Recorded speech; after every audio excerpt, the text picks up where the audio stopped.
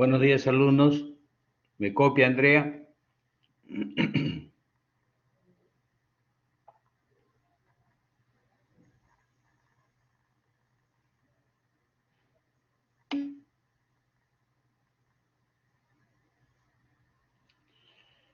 Bueno, ya están al parecer ingresando sus colegas. Le daremos un par de minutos más y iniciamos la clase teórica de hoy día.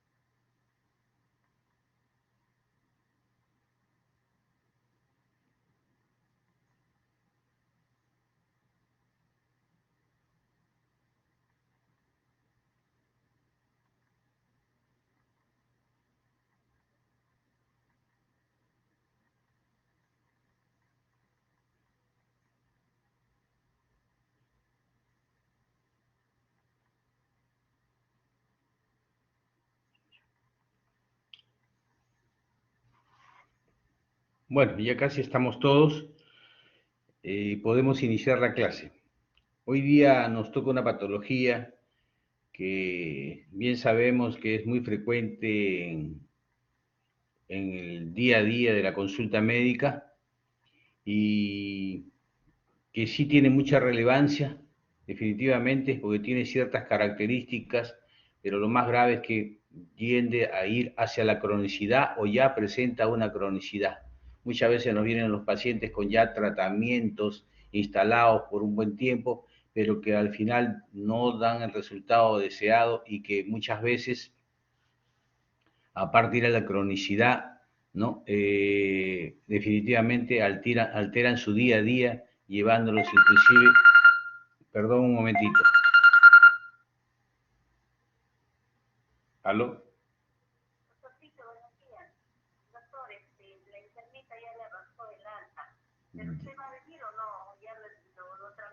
Lo tramita nomás, por favor.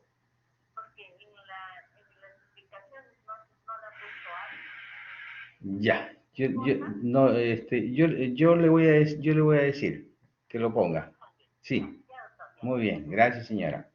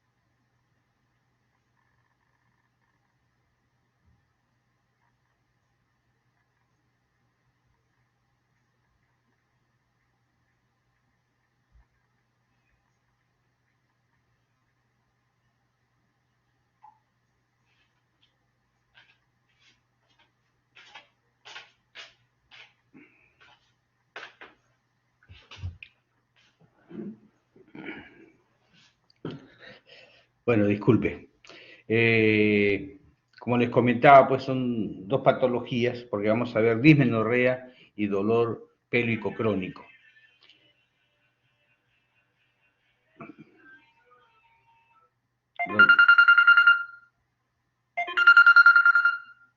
Ay. ¿Aló? Aló, doctor Rosales, buenos días. Le saluda Susan Chávez, ¿se acuerda de mí? Claro que sí, Susan, dígame. ¿Cómo está, doctor? Recuerdo que usted me dijo que me iba a llamar para acerca de la tele, para que me ponga la tele externa. Ya, sí. Cuando estuviera a tu regla o cercano a tu regla. No, ya me pasó, doctor. Recuerda que yo le llamé el primer día de mi regla, le llamé la semana pasada y me dijo, o sea, nosotros íbamos a hacer primero el San Nicolau, pero usted me dijo que no porque ya me había llegado mi periodo. Y ese día fue el primer día, el segundo día de regla y me dijo que me llamaba durante la semana para el San Vamos a hacer, Nicolau. ya se nos pasó. Vamos a hacer lo siguiente. Voy a tener la T de cobre, ¿no? Voy a solicitarla, voy a tenerla y viniendo este mes que aplicamos la T, pues. Que me venga mi segundo. Sí, pues, sí, porque ¿cuántos días ha pasado ya? Ha pasado el último día de mi regla que se me fue el día miércoles 4 de mayo. Sí, ya se pasó mucho tiempo. ¿Ya? Ay, ya, entonces, pero doctor, yo tengo la T de cobre de 5 años, todavía no me la he sacado, ¿todavía funciona? Claro que sí, sí funciona. No, Sí, no no quedaría tendrías embarazada. ningún problema, hijita linda. Ah, no quedaría embarazada con No, eso, no, ¿cierto? no, claro que sí. Entonces, doctor, el Papa Nicolau, ¿vamos avanzando? Claro que sí, sería bueno. Yo te veo en la consulta el martes, preferible, en la mañana. Preferible el martes en la mañana podría ser, Claro que ¿no? sí, sí, así es. Entonces, Sí, en ese Susan. instante yo pago para el Papa Nicolau y usted me lo hace o cómo es? O lo Pagas tu hace. consulta nada más, yo te tomo el papel Nicolau y luego lo llevas al laboratorio donde creo que vuelves a cancelar. Ah, ya, doctor. Entonces, la T de cobre que usted va a solicitar ya sería Sí, para la siguiente, ¿no? exacto, hijita linda. Entonces, yo lo llamaría cuando ya me venga mi periodo el primer día para que más o menos Exacto. Ya, lo importante es ya tener la T. ya. Muchas gracias, Muy doctor bien. Rosales. Chao, El hijita. martes lo veo. Chao, chao. Hasta luego.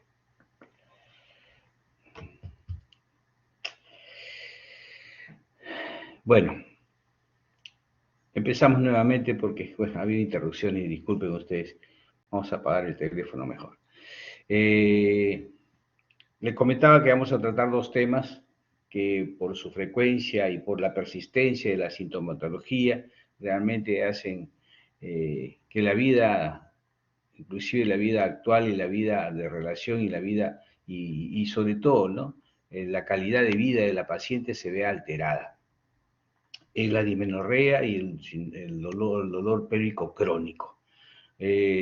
Ambas entidades eh, en su gran mayoría de veces podemos ir a la cronicidad e inclusive muchas veces tendríamos que ir a la cirugía para desfocalizar el órgano afectado y poder buscar o poder nuevamente la paciente tenga calidad de vida. Hasta ese extremo podemos llegar en algún momento, ¿no? Entonces son cuadros que realmente ameritan en una primera instancia establecer claramente el diagnóstico y eso es muy importante que sepamos, ¿no?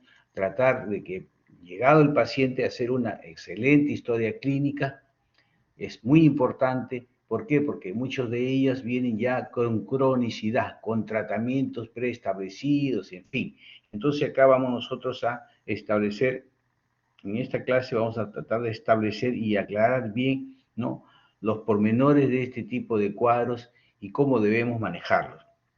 Establecemos con la dismenorrea, pues es el llamado dolor uterino menstrual, ¿no? Al momento de la menstruación. Pero su característica es que puede aparecer 1 o 2 días antes, durante e inclusive después de la regla, sobre todo las primeras 24 horas aparecida esta. En general, este dolor se caracteriza por ser urente, pero puede ser tipo cólico, puede ser pulsátil, sordo, constante y puede irradiarse inclusive hacia las piernas, ¿no? Así que imagínense, todos los meses las damas, muchas de ellas, tienen este tipo de sintomatología y bueno, nosotros debemos precisarla, examinarla y sobre todo, ¿no?, tranquilizarlas y darles el tratamiento del caso. Las cefaleas y las náuseas, ¿no?, el estreñimiento, la diarrea, el dolor de espalda, la poliuria son comunes. Vómitos algunas veces son ocasionales.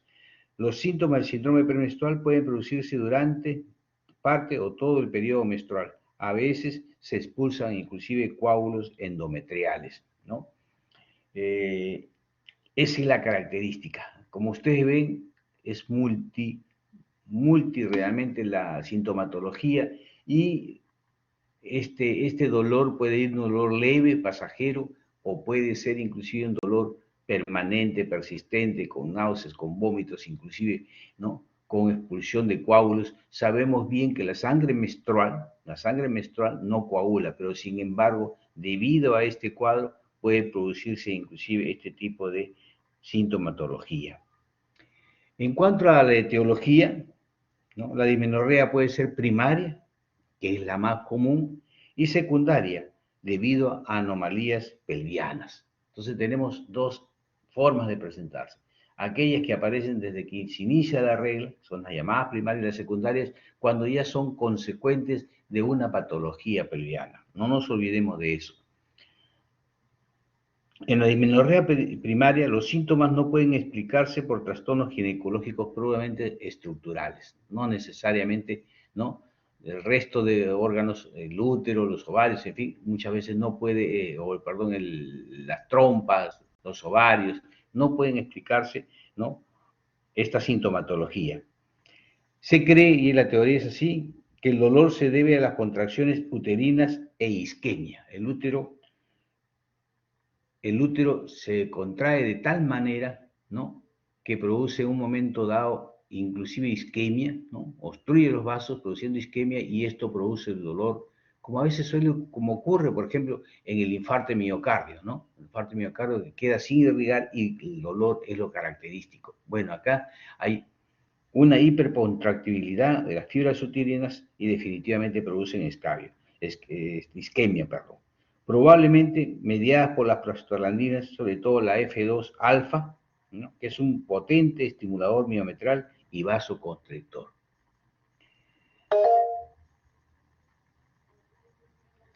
Y otros mediadores inflamatorios producidos en el endometrio secretor y posiblemente asociados con las propias contracciones uterinas. Doctor, ¿Sí? doctor, Dime. disculpe que te interrumpa, buenos días. ¿Está presentando diapositivas? No, no estamos presentando diapositivas.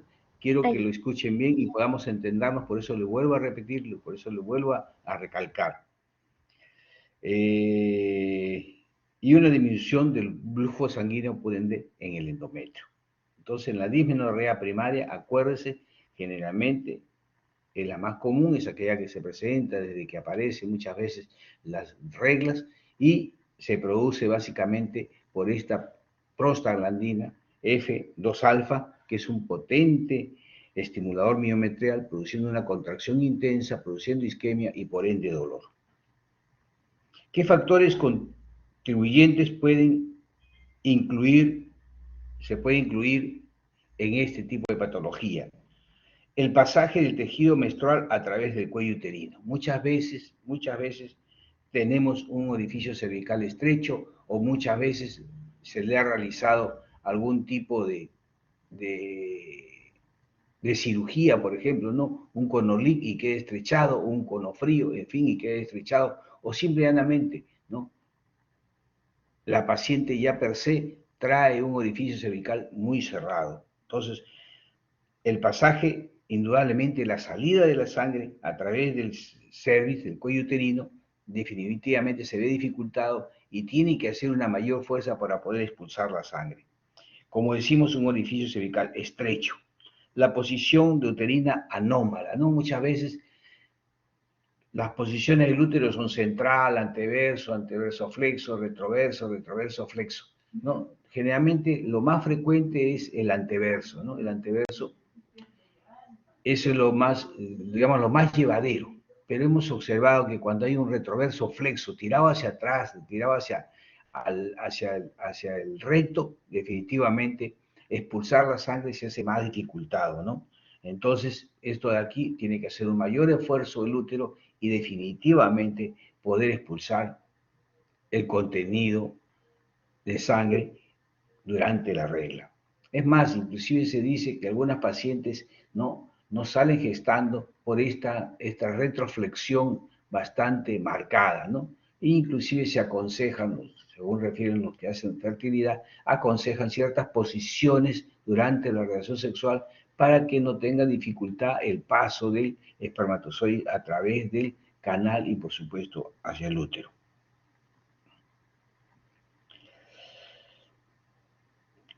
La falta de ejercicio, bueno, también suele ser un elemento, se refiere en la teoría. Ansiedad por la menstruación, indudablemente, pues si hay mucho dolor, mucha molestia, pues este cuadro, la paciente va a crear cierta ansiedad. La dismenorrea primaria comienza durante el primer año después de la menarquia, como les comentaba, y ocurre casi invariablemente en ciclos ovulatorios. El dolor por lo general comienza cuando la menstruación comienza y persiste, como les comentaba, 1 o 2 días después. El dolor, ya hemos visto, de tipo espasmódico, se superpone sobre el dolor abdominal e inferior constante, que puede irradiarse pues a la espalda, a los muslos, a las piernas, ¿no? Hay algunos factores de riesgo por lo cual estos síntomas se hacen mucho más graves. Incluye edad temprana de la menarquia, periodos menstruales largos o intensos, tabaquismos, antecedentes familiares, inclusive de dismenorrea. Esto hace que el cuadro sea mucho más severo. Solemos observar y escuchar decir a las pacientes que los síntomas tienden a disminuir con la edad y después del embarazo, ¿no? Con la edad y después del embarazo. Es aproximadamente de 5 al 15% de las mujeres con dismenorrea primaria. Los calambres son suficientemente graves muchas veces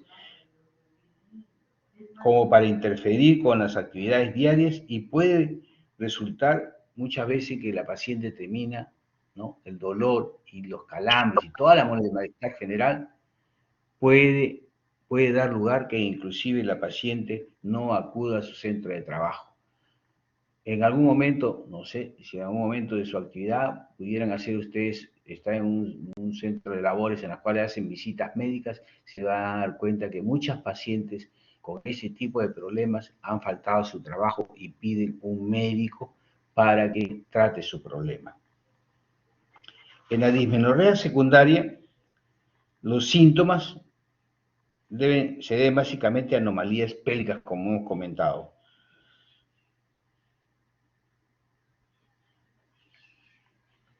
Bueno, casi cualquier anormalidad o proceso que pueda afectar las vísceras. Perdón. ¿Aló? Aló, doctor, buenos días. Cuando estoy en consulta, por eso no pude contestar. Hijita mía, Sí, fuiste a ver a la paciente, está todo bien, pero ¿sabes qué? En las indicaciones de alta no has puesto alta. ¿Te acuerdas que te dice alta con indicaciones? sí, le puse antes con indicaciones de plan de trabajo, doctor. Perdón, eso ha sido en la evolución, pero en las indicaciones no. ¿De acuerdo? Sí, por favor. Sí, para que puedan tramitarla, ¿ya? Chao, hijita, gracias. La paciente está tranquila, está todo bien. Sí, sí, todo bien, pero antes sí que me mencionó, me dijo que en su anterior cesárea le habían dado un jarabe para que pueda defecar, porque ella tiene miedo de que defeque. Ya. Le haces en una receta, por favor, le haces en una receta, no sé, ella tenía un medicamento, pero dale, No sabía cuál era el nombre. ya, no interesa. Dile que en este caso está indicado darle la lactulosa, ¿ya? 4 cucharadas en la noche con bastante líquido, ¿ya? Ya, doctor. Muy bien. Entonces, de conclusión, en indicaciones le pongo alta con indicaciones y le hago una receta que diga lactulosa. Así es, hijita. Ya, doctor. 4 cucharadas en la noche con bastante líquido. 4 cucharadas en la noche. Así, muy bien. Chao, hijita. Ya, doctor. Perfecto. Ya, doctor.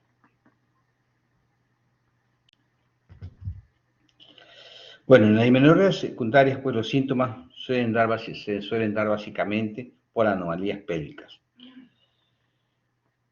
Las causas más comunes de menorrea secundaria incluyen la endometriosis, es la causa más común. Acuérdense usted que la endometriosis es simplemente el sembrado pues, de tejido endometrial fuera de la cavidad pélvica, ¿no? Y sobre todo durante la regla, igualmente puede menstruar y la sangre irrita pues el tejido pélvico circundante y causar mucho dolor.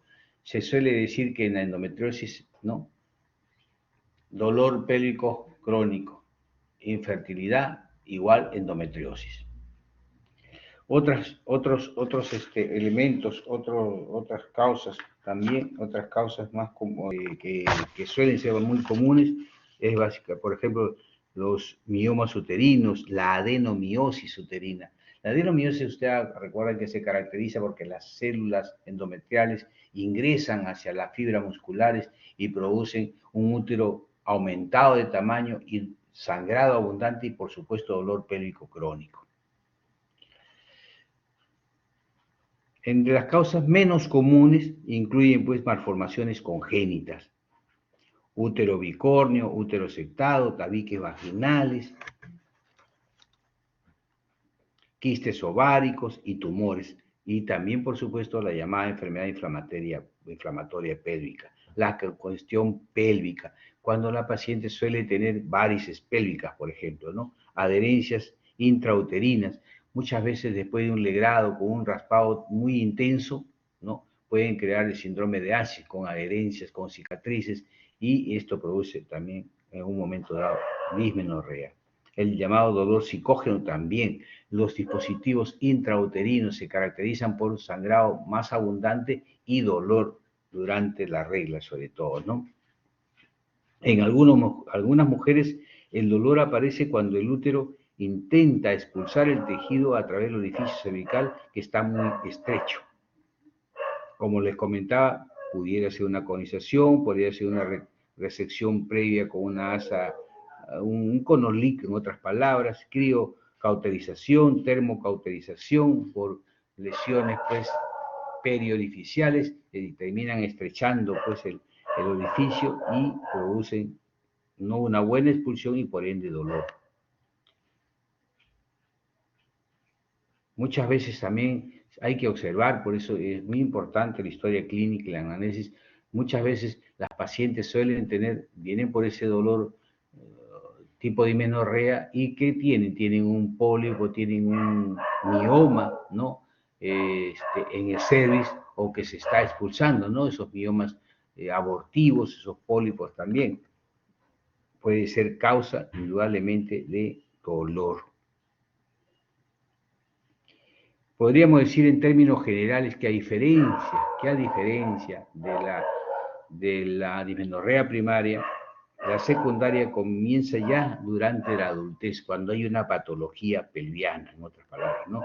A menos que haya, por supuesto, malformaciones congénitas. Entonces, no nos olvidemos que existe la dismenorrea causada por esa hipercontractibilidad de las fibras musculares, produciendo isquemia y, por lo tanto, dolor. Y eso, por supuesto, dado por las prostaglandinas F2-alfa. Hay una dismenorrea primaria, hay una dismenorrea secundaria. La primaria generalmente empieza después de un año de aparecido la menarquia y la otra 5 o 6 años después, cuando ya existe per se una patología pelviana. No nos olvidamos entonces de eso. Que puede ser invalidante, ciertamente puede ser invalidante, ¿no? Y como ven ustedes, definitivamente, pues su calidad de vida se ve alterada en la paciente y inclusive, ¿no? Estos dolores la llevan inclusive a su vida laboral, ¿no? ¿Cómo evaluamos una paciente con un problema de dismenorrea? Estas cosas son importantes porque es parte de ustedes mismas, quienes son mujercitas, y parte de la consulta, ¿no? Muchas veces las pacientes adolescentes vienen con su señora madre y todo ese tipo de detalles, y ustedes ya tienen que saber esto. Esta clase que les sirva como inducción definitivamente para poder establecer un buen diagnóstico. En la evaluación hacemos una buena anamnesis. Pedimos antecedente de la enfermedad actual, debe realizarse una anamnesis menstrual completa, inclusive la edad en que comenzó la menstruación, la duración, la cantidad de flujo menstrual, el tiempo entre las menstruaciones, la variabilidad y la relación de las menstruaciones con los síntomas, para tratar de precisar, ya que este dolor pélvico, tomado así la dismenorrea, a diferencia de los otros dolores, es cíclico, se presenta durante la regla. Eso es algo que ustedes no deben olvidar, se presenta durante la regla y nada más.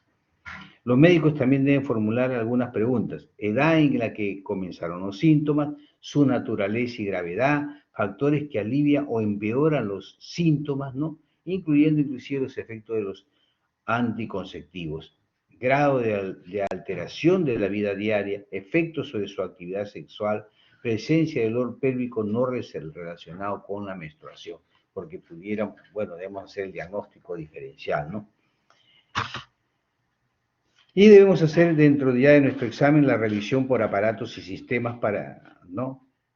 Y debe incluir los síntomas acompañantes como náuseas cíclicas, vómitos, meteorismo. Algunas pacientes también se le hincha la barriguita y tienen muchos gases, ¿no? Diarreas y cansancios. Antecedentes médicos deben identificar causas conocidas, incluidas las endometriosis, la adenomiosis, como ya hemos comentado, el método anticonceptivo, y preguntar inclusive si están usando, son portadoras de un dispositivo intrauterino.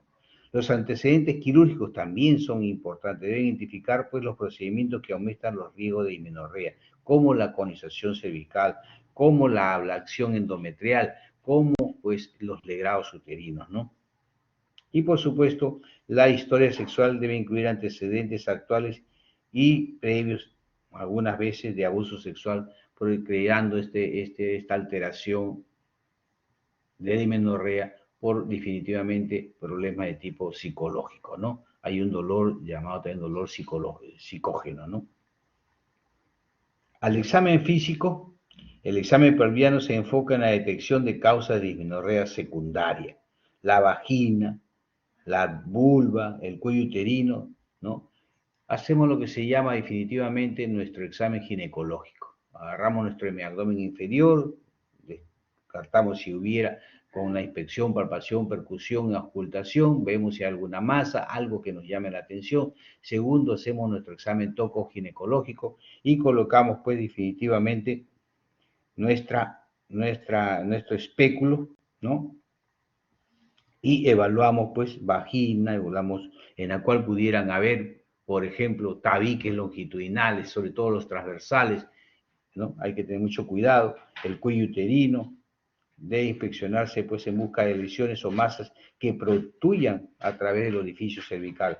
Las estructuras se palpan pues en busca de un orificio cervical estrecho, pólipos, miomas, prolapsados, masas uterinas o anexiales, engrosamiento del tabique recto vaginal, induración del fondo de saco o nodulidades de los ligamentos uterosacros, ¿no? Que son los que sostienen el útero en su posición de anteversoflexión.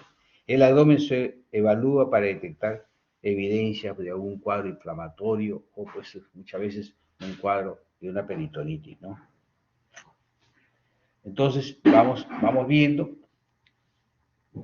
la dismenorrea que lo causa, definitivamente tipos de dismenorrea y su relación propiamente dicha o su relación con problemas pelvianos, a nuestra historia clínica bien hecha, bien documentada, sobre todo los antecedentes son muy importantes, nuestro examen físico, básicamente pues el abdomen inferior buscando pues tumoraciones, algo por fuera, y definitivamente el orificio cervical es muy importante porque pudiera estar muy estrechado, ¿no?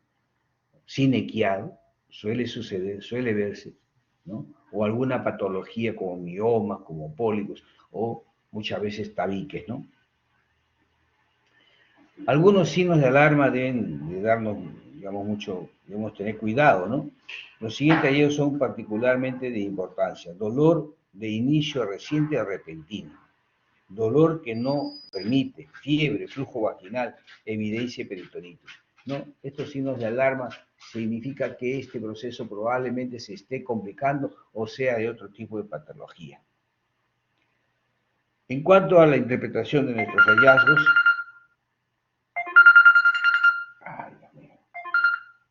aló, Doctor, ya está listo. ya hijita linda, Doctor, si me pregunta la señora a qué hora va a salir ya. a mediodía, hijita linda.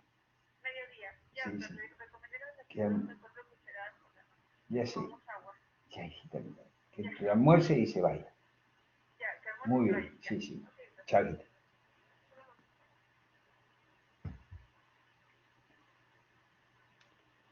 En cuanto a la interpretación de los hallazgos, los signos de alarma sugieren una causa de dolor pelviano, diferente de la dismenorrea.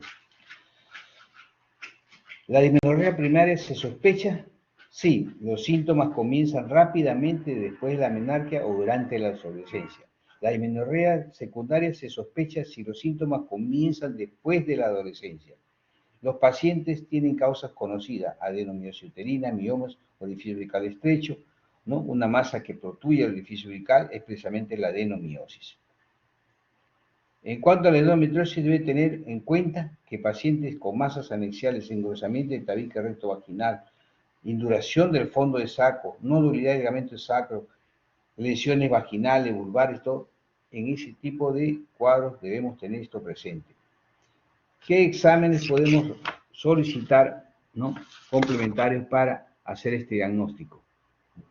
Indudablemente, aparte del examen ginecológico que hemos hecho, ¿no?, y estos trastornos ginecológicos estructurales que pudiéramos haber encontrado, siempre debemos solicitar una prueba de embarazo, debemos solicitar una ecografía pelviana.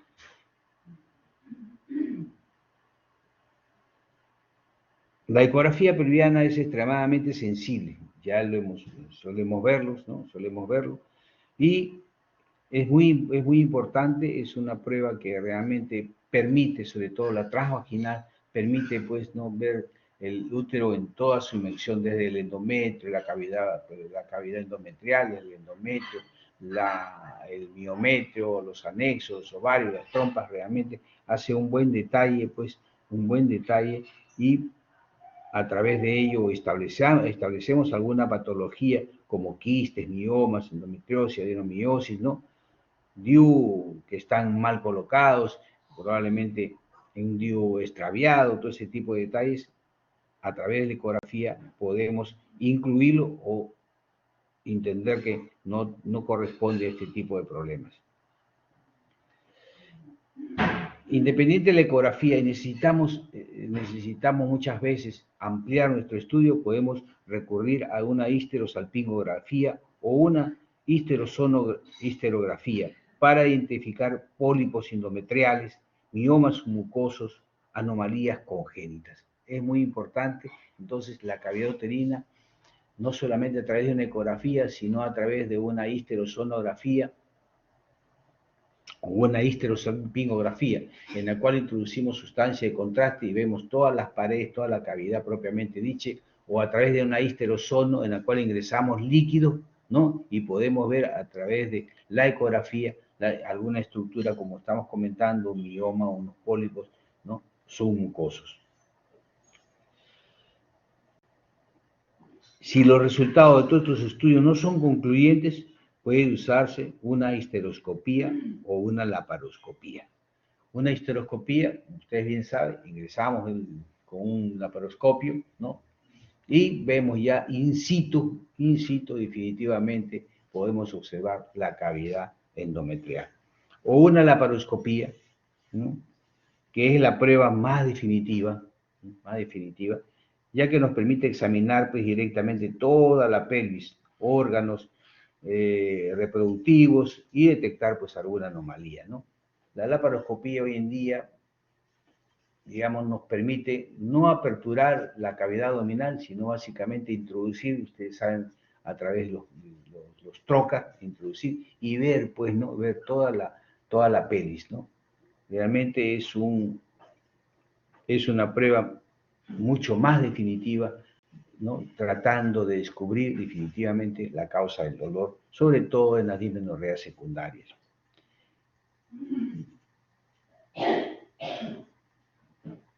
En el tratamiento, básicamente se tratan los trastornos subyacentes. Algunas medidas generales se esbozan.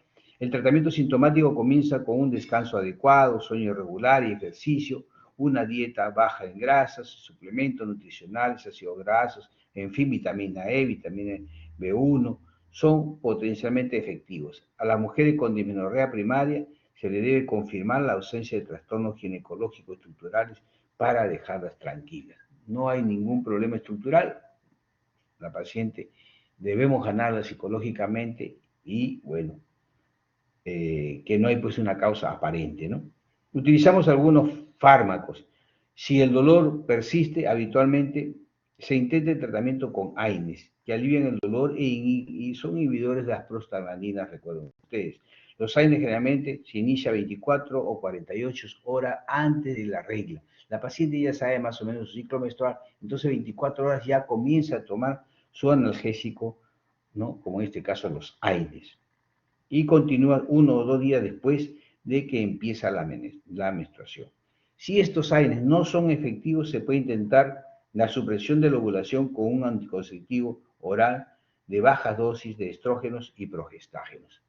Acuérdense bien, el problema de menorrea, ¿no? Y existe un montón de productos, ¿no? Que son generalmente AINES, mejora este cuadro, y si ello no diera resultado, podemos recurrir, ¿no? A anticonceptivos de baja dosis, pero que tengan estrógenos y progesterona. Existen otras terapias hormonales, como el danazol o progestágeno, que básicamente son inhibidores de la ovulación.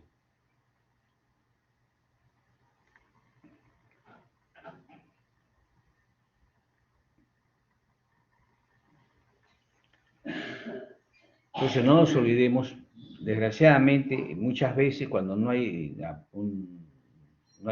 encontramos el porqué de la dismenorrea, pues la analgesia puede ser, pues, no, todos los meses.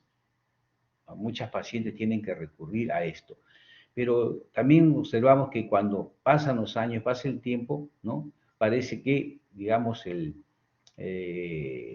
y sobre todo después de los partos, mejoran estos problemas de dismenorrea, ¿no?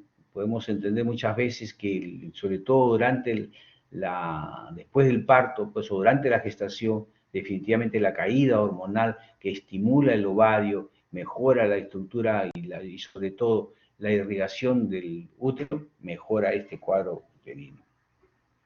Algunas pacientes, aunque les parezca mentira, no han recurrido inclusive a la hipnosis, ¿no?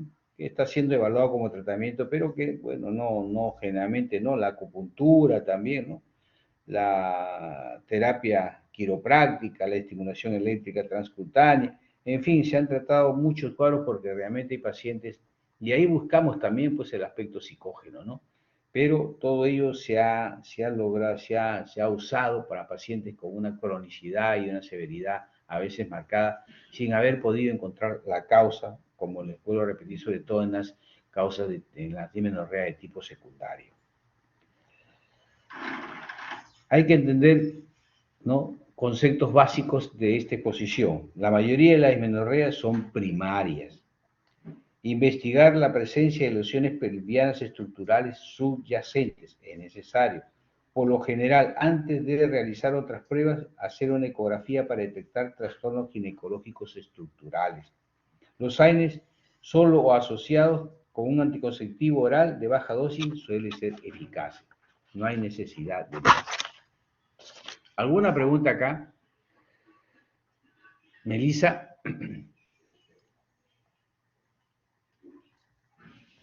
No, doctor. Entonces ya sabe cómo tratar su dismenorrea, ¿no? Ya sabe qué aconsejar a su compañera o a su familiar. Ya sabe qué debemos buscar, ¿no?, cuando se trata de una dismenorrea de tipo primario o de tipo secundario. No nos olvidemos, por favor. Bueno, eso es todo con respecto a la dismenorrea. Y ahora vamos a ver el otro cuadro que nos que debemos exponer, y es el dolor pélvico crónico. El dolor pélvico crónico es una condición clínica de gran importancia pues, en la consulta ginecológica. Hay que entender esto, es de carácter multifactorial, y esto hace imprescindible un abordaje integral y multidisciplinario, porque no es solamente el aspecto ginecológico bajo vientre, no, es multifactorial. Por lo tanto, ¿no? Vamos a ver más adelante en la descripción, el tratamiento, el abordaje para establecer el diagnóstico o el abordaje terapéutico debe también ser multidisciplinario. Es un problema ginecológico frecuente en las mujeres en edad fértil y se calcula que es más o menos frecuente en un 15%. Está asociado con un amplio rango de condiciones que envuelven pues, al sistema reproductivo. También puede ser de tipo gastrointestinal, genitourinario, musculoesquelético. Para entender más completamente su presentación clínica, se explican mecanismos neuroanatómicos, neurofisiológicos implicados y la causa más comúnmente diagnosticadas. Se resalta la necesidad de un abordaje multidisciplinario, ya que a pesar de su alta prevalencia, no existe una clara aproximación de su abordaje primario en forma integral.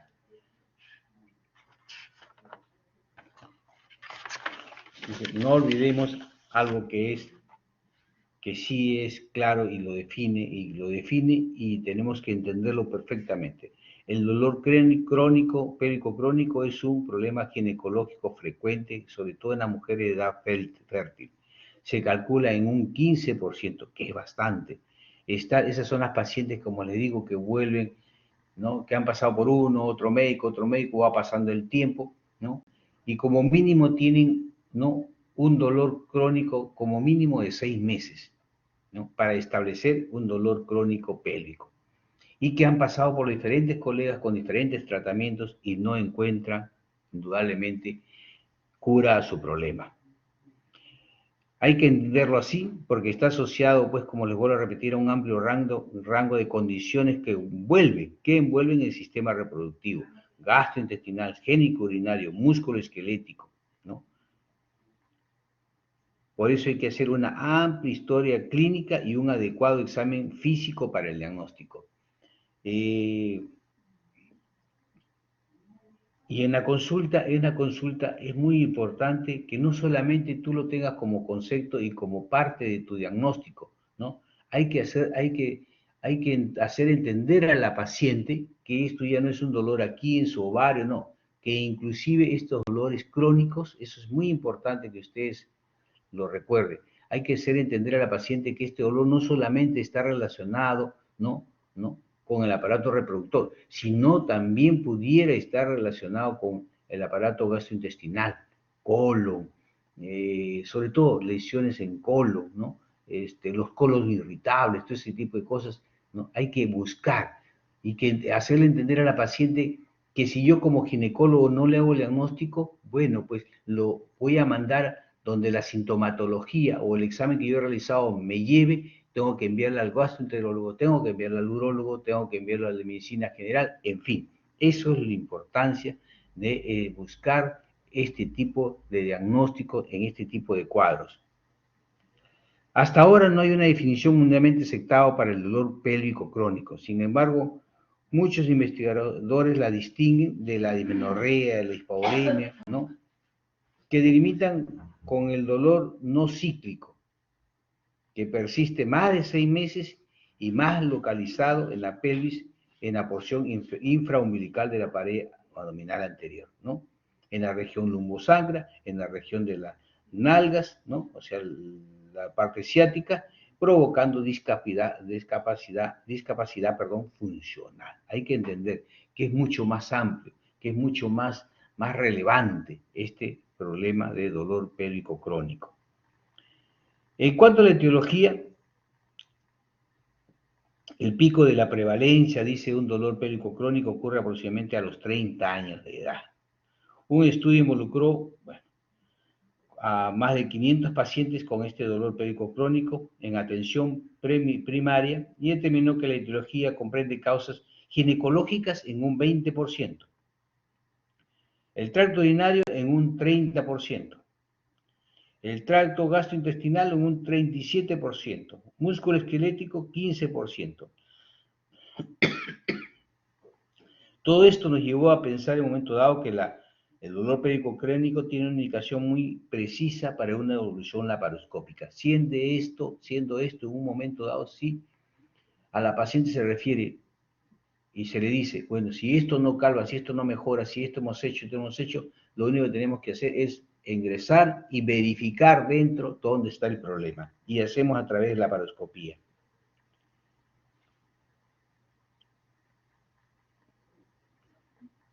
Cuando se ha hecho este estudio, se ha utilizado esta laparoscopía como método diagnóstico, se ha detectado que 35% de los casos, ninguna patología anormal asociada.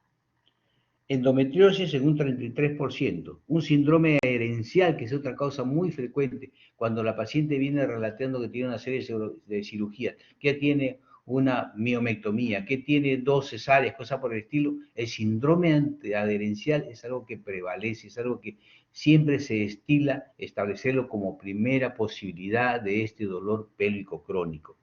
Entonces, la laparoscopía nos va a ayudar mucho. Los cuadros de endometriosis sembrados en la pelvis también. Entonces, desde el punto de vista ginecológico, ¿no? Entonces, la laparoscopía nos va a ayudar muchísimo en establecer esto. En cuanto, por ejemplo, a la endometriosis, sabemos que es un trastorno en el que el crecimiento anormal del tejido, ¿no?, parecido histológicamente al endometrio en otros sitios fuera de la cavidad uterina. Se estima que ocurre entre el 6 al 10% de mujeres en edad reproductiva y un 25 al 35% en mujeres con problemas de infertilidad. Existen algunas teorías etiológicas con respecto a esta endometriosis. ¿Por qué suele ocurrir?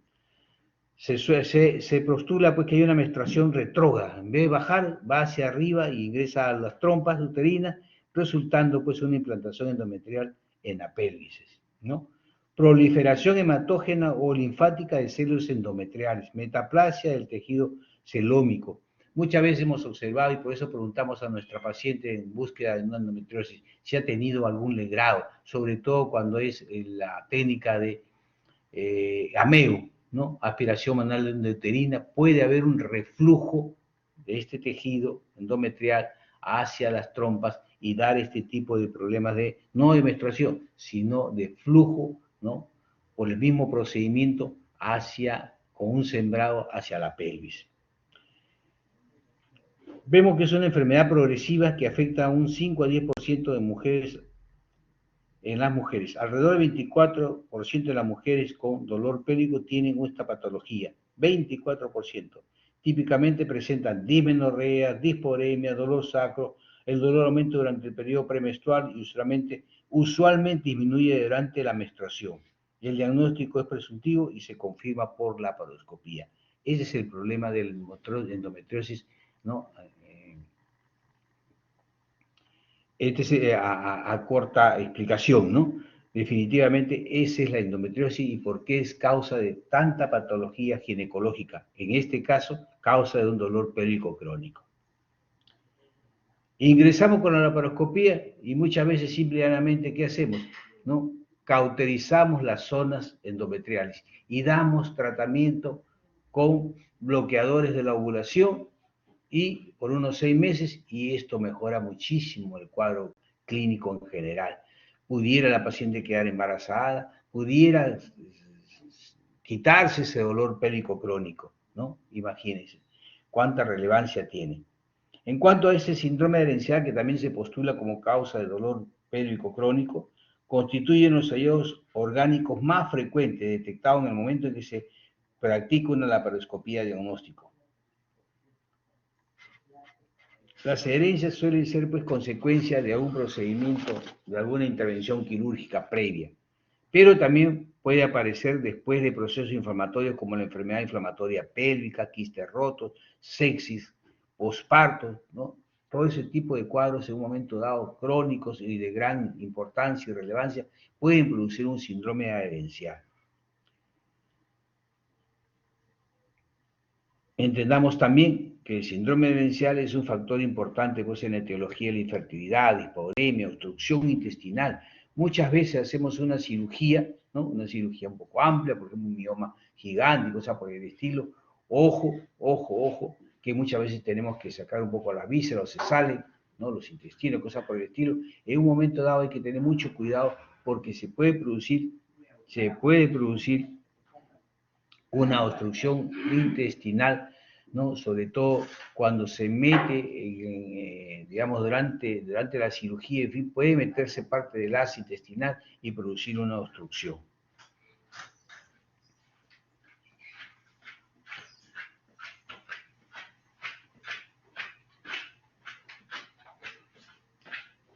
O simplemente en forma espontánea, tenemos un síndrome demencial, se mete el ácido intestinal y puede producir obstrucción, ¿no? Tenemos otro cuadro que es muy relevante en este síndrome de dolor abdominal crónico, la adenomiosis. Se trata de una condición en la cual el tejido endometrial glandular se encuentra incrustado en miometrio, como les comentaba, afectando más comúnmente a mujeres entre los 35 y 45 años. El diagnóstico presuntivo se puede realizar también por la laparoscopía con estructura macroscópica del útero. El diagnóstico definitivo se hace a través de un estudio histopatológico. Hoy en día, ¿no? La ecografía de alta resolución nos está permitiendo, y sobre todo cuando quien maneja, el colega que maneja el ecógrafo definitivamente ha sido preparado, ¿no? Ha tenido la experiencia de poder hacer diagnóstico ecográfico de una adenomiosis. Se puede dar, se puede dar. Estas pacientes muchas veces terminan en una histerectomía, ¿no? En una histerectomía. Si no ha sido detectada, ¿no? La sintomatología nos lleva a pensar que es una adenomiosis, ¿no? Sangrado, dolor, infertilidad, pudiera llevarnos a ello. Y muchas veces, como hemos escuchado, ¿no? El diagnóstico definitivo al final se hace a través de un estudio histopatológico. O sea, obtenemos la pieza, la mandamos a estudiar, tenemos las características clínicas, pero la patología es lo que nos da el resultado final. Estas enfermedades incluyen síntomas como hipermenorrea, dismenorrea, disporemia, dolor pélvico, cíclico después de la menstruación y con el ejercicio vigoroso, ¿no? El tratamiento es sintomático. El tratamiento definitivo es una histerectomía en mujeres con paridad satisfecha, como les he comentado, ¿no? El tratamiento es básicamente sintomático. Al final terminamos sacando el útero desfocalizando el órgano para buscarle una mejor calidad de vida a la paciente. Y hay otra causa también de dolor pélvico que solemos verlo, y pues muchas veces solemos encontrarlo a través de una ecografía, es la congestión pélvica, o en otras palabras, es un síndrome varicoso pélvico, ¿no? Está asociado, como bien decimos, este síndrome de congestión pélvica a una congestión vascular causado pues, por una dilatación crónica de las venas uterinas o váricas y que dan como resultado un flujo venoso lento. Muchas veces la paciente viene con dolor. Le solicitamos una ecografía y vamos a encontrar que hay paquetes venosos, o entramos a una cirugía, vemos unos paquetes venosos bien dilatados. Vemos miembros inferiores y probablemente también encontremos un síndrome varicoso.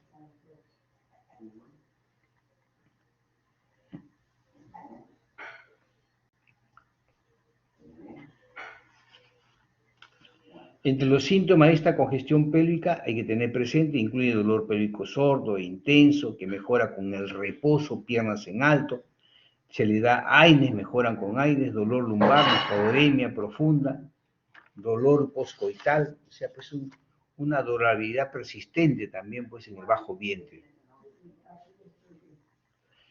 Este dolor pélvico tiene como característica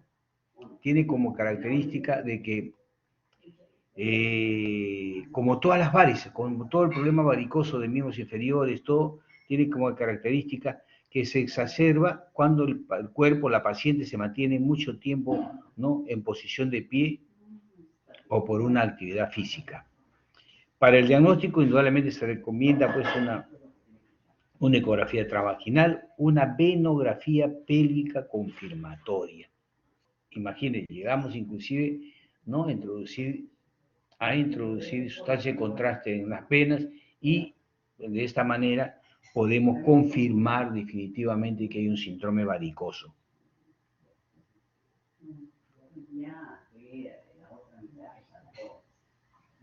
Y muchas veces estos cuadros se empeoran también cuando la paciente consume, pues, ¿no?, anticonceptivos orales.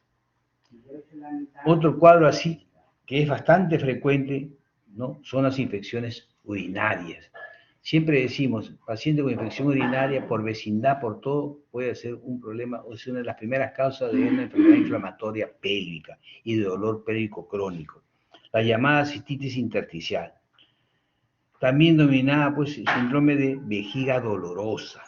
Es un síndrome clínico crónico que se caracteriza por un incremento de la frecuencia urinaria, incontinencia urinaria o de urgencia, y esto indudablemente un dolor pélvico en ausencia de cualquier otra patología identificable. Recordemos siempre que las damas, por cuestiones hormonales, alimenticios, por falta de ejercicios, tienden, o por la misma retención de la orina, ¿no?, por cuestiones propias de su, de su sexo, retienen orina. Entonces, esto de aquí, la orina es un elemento de contaminación. Este elemento de contaminación definitivamente puede causar infecciones una vez que vencen, ¿no?, la mucosa vesical y todo ese tipo de cosas, vencen, pueden hacer infecciones urinarias crónicas. Y es causal, pues, indudablemente de procesos inflamatorios crónicos que son recidivantes y pueden terminar por vecindad, les vuelvo a repetir, en una enfermedad inflamatoria pélvica. Por eso siempre, y mucho más cuando hay gestación, que propician por factores hormonales y mecánicos, propician más, ¿no?, la posibilidad de una infección urinaria.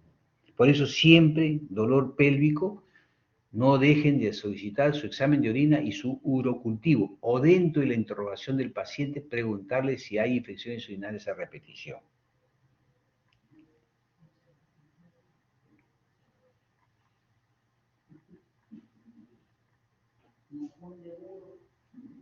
Los pacientes pues pueden presentar una serie y una variedad de síntomas, ¿no?, diversos, y con diversos grados de dolor. En estas pacientes con dolor, el 80% reportó dolor en el abdomen inferior, espalda baja, vagina, respectivamente. Los síntomas frecuentemente que se presentan son episódicos, como le digo, la paciente tiene el antecedente de infecciones urinarias a repetición. La prueba, digamos, ¿no?, la prueba, cuando estas cosas ocurren, ya no la trata el ginecólogo y le da tratamiento y le sigue el cuadro con un urocultivo.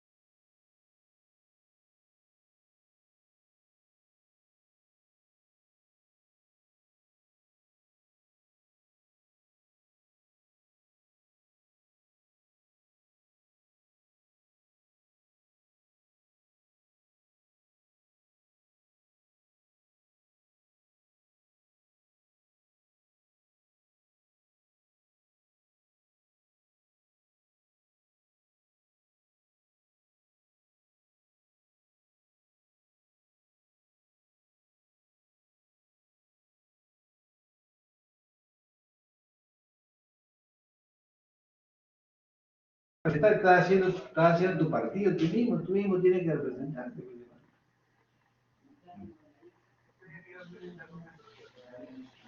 Ya, imagínate. No te creo. A la pucha. Bueno, pues hermano. Pero creo que ha sido entre todos con satisfacción el haber estado ahí en la región, compadre. Si has sabido aprovecharlo, has sembrado, te has rodeado después de la gente que tú sabes que en un momento dado pues participa de que siguen las elecciones y los cargos y todo lo que hay, pues no, está bien, compadre. Te ha quedado bien en buena hora. Claro. Nada.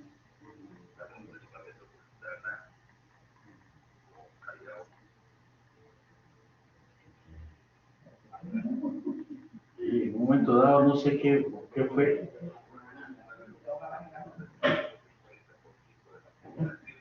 Ah,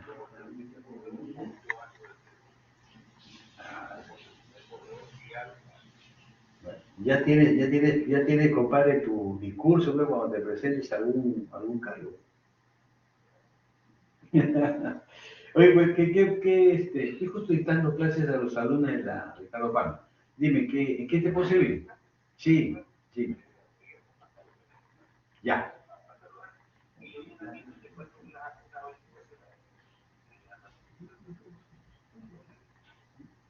ya, ya. Nos vemos. Claro que sí, yo te llamo apenas termine. Yo estoy por terminar. Ya, compadre. Nos vemos, chao.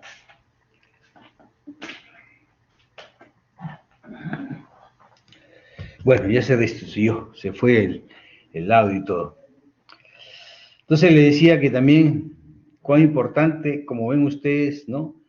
Esto no se trata de una sola causa y no solamente necesariamente ginecológica. Definitivamente todo aquello que existe en mi abdomen inferior interviene en este dolor pélvico crónico y es algo que nosotros debemos tener presente, no se olviden. Por ejemplo, existe un colon irritable también, como les comentaba, es un trastorno funcional del intestino sin etiología clara que se caracteriza por periodos de dolor abdominopélvico asociado a disfunción intestinal con episodios sobre todo de estreñimiento, mucho más sobre todo en las damas que tienden a tener estreñimiento por factores hormonales, por dieta, por falta de ejercicios, en fin, ¿no? Entonces, este síndrome de colon irritable también puede participar en un momento dado y ser motivo de, de, de digamos, de diagnóstico necesario para poder llegar a la posibilidad de establecer la causa de dolor pélvico crónico. El colon irritable, acuérdense ustedes, inicia básicamente con cambios en la defecación y el dolor disminuye posterior pues a esta, una vez que la paciente soluciona su problema de estreñimiento. Está asociado a muchos trastornos ginecológicos y se exacerba con la menstruación. O sea, imagínense, por situación refleja puede crear problemas ginecológicos. Para su diagnóstico es muy importante la historia clínica detallada y se utilizan, pues, ¿no?, algunos criterios para descartar realmente y establecer este diagnóstico, ¿no? En cuanto a la evaluación y diagnóstico, en cuanto a la causa, pues, en la evaluación y el diagnóstico de la enfermedad inflamatoria o el dolor crónico, acuérdense ustedes, ¿no?, definitivamente, que la exploración, la información, o sea, la historia clínica, la exploración física, ayuda a esclarecer el origen y a decidir los estudios posteriores. La historia clínica debe ser bien detallada, pues, ¿no? Buscar el diagnóstico, dirigida básicamente esa historia clínica a establecer las características del dolor, tiempo de evolución, localización, ciclicidad, asociación con dismenorrea, relación con embarazo, posparto, relación con menarquia, sensación de calor, parestesias, síntomas urinarios, cuadros infecciosos urinarios, previos, tratamientos recibidos, respuestas obtenidas durante lo mismo. Debe aclararse pues el patrón menstrual, la presencia y características de menorrea, la presencia de espauremia, patrón misional, hábitos intestinales. En verdad, la historia clínica es muy importante para estar ahí jalando información y buscando, ¿no?, al final la causa de esta enfermedad inflamatoria, perdón, este dolor pélvico crónico. El examen pélvico no se hace comúnmente en decúbito dorsal, al contrario, se debe realizar en 4 posiciones. De pie para identificar espasmos musculares, ¿no?, posturas inadecuadas, hernias inguinales. Acuérdense inclusive, ¿no?, que al final llegamos a un problema de, por ejemplo, la congestión vascular, problema varicoso, ¿no?, que se exacerba mucho más con un cuadro pues, de posición de pie. En posición sentada, buscando las fibromialgias, hernias discales, puntos negativos en decúbito supino, para la inspección y ocultación y palpación y percusión, ¿no?, del abdomen. En posición de litotomía, para indudablemente hacer nuestro examen tocoginecológico con la evaluación de los genitales externos, ¿no? Pudiera haber, por ejemplo, una distopia genital avanzada, ¿no?, ver la vulva, ver la uretra, ver encontrar lesiones o puntos dolorosos. Se debe realizar un examen con pujo para identificar prolaxos, como comentaba. Debe incluir pues una especuloscopía para ver vagina, cervix, un tacto vaginal bimanual para identificar útero, anexos, evaluando condiciones dolorosas, ¿no?, en pacientes con antecedentes de histerectomía, ¿no?, la cúpula para examinar la cúpula vaginal, ¿no?, y si hay dolor o no hay dolor, si hay un síndrome adherencial, hay que poner mucha atención cuando la paciente viene con dolor pélvico crónico. Esto se establece después de 6 meses, indudablemente, de curso de la enfermedad. Entonces estamos obligados a descartar todito este tipo de sintomatología, porque usted muchas veces busca, ¿no?, a través del examen ginecológico y no lo encuentra. Ojo, entonces hay que buscar las partes contiguas, y aquí estamos teniendo una serie de patologías que nos pudieran aproximar al dolor pélvico crónico.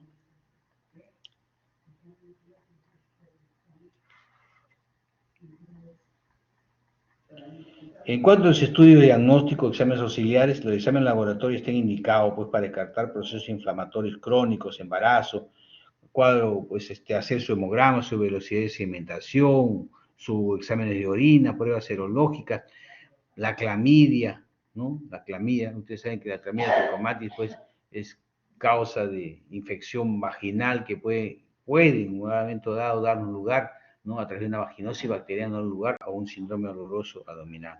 La neisseria, ¿no? Y por supuesto, ¿no?, también hay que descartar pues problemas oncológicos, ¿no? CA, por ejemplo, de ovario, ¿no? Hay que pedir nuestro marcador tumoral CA125, enfermedades tiroideas que alteren la fisiología y con frecuencia causa síntomas intestinales o vesicales.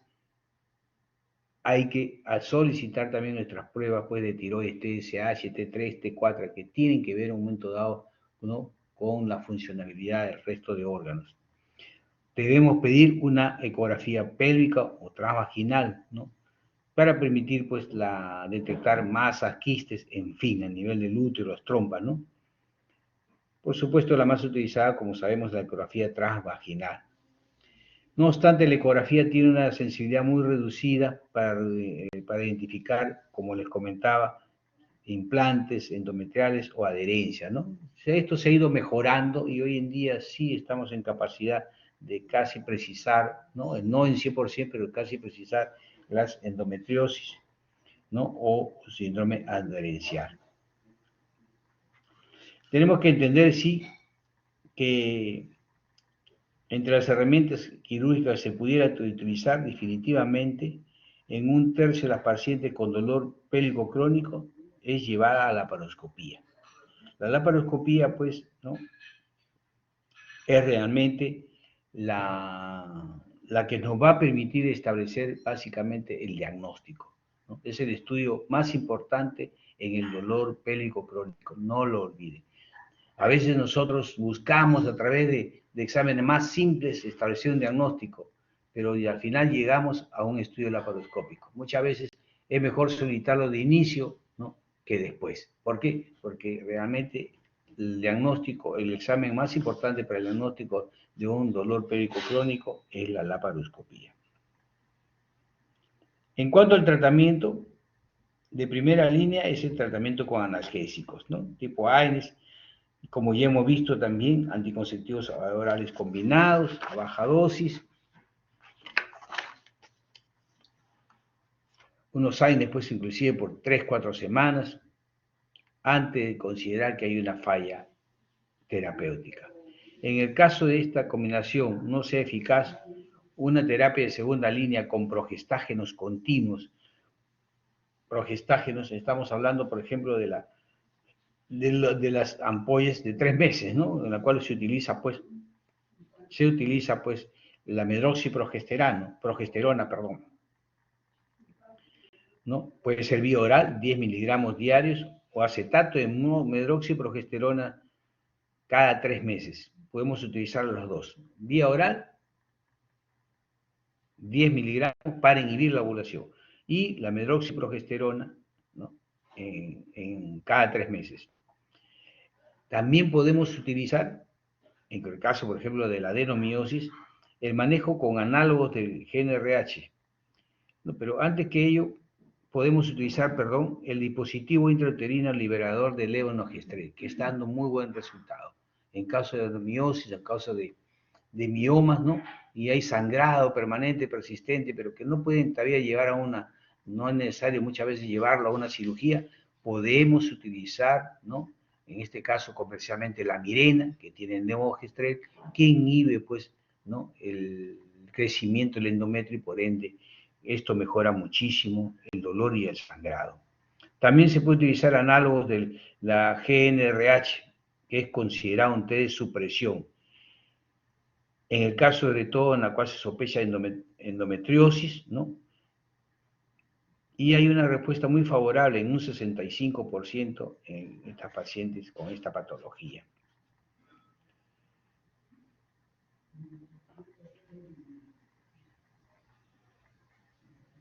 En conclusión, visto todo el tema, podemos decir que el dolor pélvico crónico es una condición clínica de gran importancia en la consulta ginecológica. Es de carácter multifactorial, eso quiero que no olviden, y esto hace imprescindible un abordaje integral y multidisciplinario. Pero muchas veces somos nosotros los ginecólogos los que en una primera instancia abordamos a este paciente, con todo su historial clínico, con todo el tratamiento ya indicado. Entonces, ese momento en el cual nosotros entendamos que esta condición clínica es multifactorial y que el abordaje debe ser multidisciplinario. Esto quiero que les quede bien en cuenta. Es de importancia, no es de suma importancia, hacer un cuadro clínico adecuado para evitar la polifarmacia y el tratamiento quirúrgico en forma innecesaria.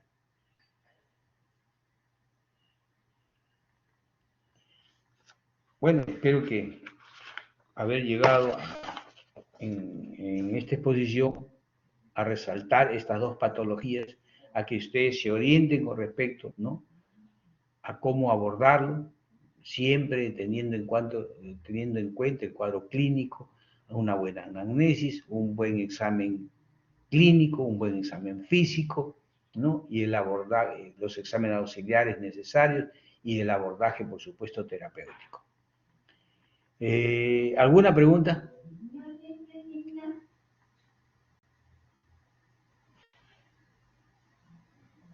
Andrea, ¿alguna pregunta o algo, por favor, con respecto a sus compañeros? Si hay alguna pregunta que hacer, alguna acotación.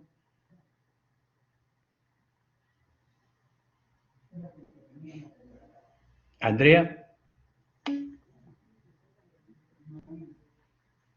Bueno, eso es todo por hoy. Espero haber estimulado esta clase a través de esta clase teórica, ¿no? Que igual ustedes ingresen a su libro, ingresen a su bibliografía, igual en internet, y, ¿no?, lean algunos conceptos capaz que ha podido no vertirse en la clase, y que pues bueno, esto quede claro, y en un momento dado, ante un cuadro clínico, sepan cómo abordarlo. Esa es la intención, básicamente. Bueno, buenos días. Gracias, doctor. Yo, esta semana que viene estoy con el grupo 4, me parece. ¿Quiénes son del grupo 4, por favor? Si hay algún delegado del grupo 4, tiene mi teléfono, que el día de mañana me llame, por favor. Sí, doctor. Para... Yo me comunico con usted para coordinar. Soy Rosario. Ya, pero mañana, por favor, ¿ah? ¿Ya? Ya, doctor, listo. Gracias. Ya, Rosario, muy amable. Gracias, buen día a todos. Gracias, doctor. Gracias, doctor. Hasta luego. Hasta luego. Gracias, doctor. Hasta luego, hasta luego. Buen fin de semana a todos, por favor. ¿Eh? Hasta luego.